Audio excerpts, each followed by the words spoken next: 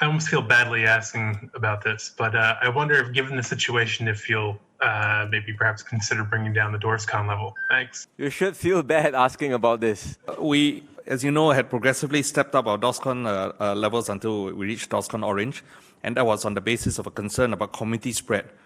We are in a better situation now than when we first started and when we raised the DORSCON level to Orange, but we would prefer to continue to watch the situation closely before we want to bring the DORSCON level any lower than what it is now. I just wanted to say that I wouldn't fault Philip for asking the question. I think it's a good question. My sense is that we ought not to let our guards down. The important message is that our trouble is not over yet. And you still see a number of cases in the dormitory, and therefore we actually need to maintain our guards and maintain our vigilance, and therefore we should maintain the DORSCON level at the orange level. And this will also allow us to raise our awareness and step up our surveillance. And as we move from phase 1 to phase 2, the sense is that we are not actually feeling safer, and therefore we can celebrate and we can relax and enjoy ourselves.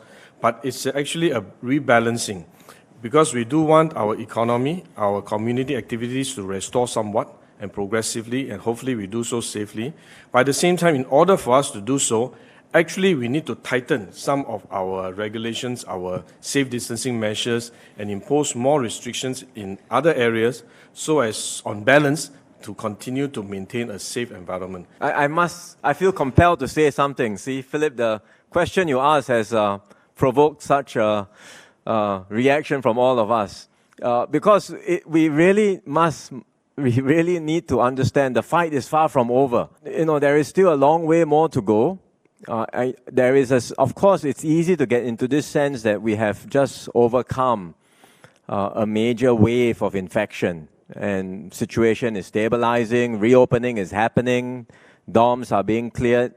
The sense of relief is quite palpable, and you go out, you see many people who are quite happy to be out and about and to be able to go out to their favorite places. That's very understandable. But all the countries around the world that have exited from lockdowns have been grappling with this, which is how to maintain that, allow more freedoms, allow more activities to resume, but still recognizing that the virus is not been eradicated, it's still circulating, and that need for vigilance, that need for a new normal to be in place is quite critical.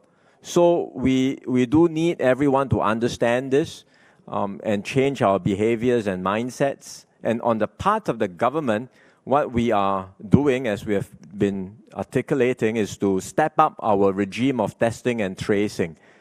We believe that all the things that we are doing now through surveillance testing, through more aggressive testing, something can flare up in a group, in an activity without our realizing it until it's down the road and many cases have formed.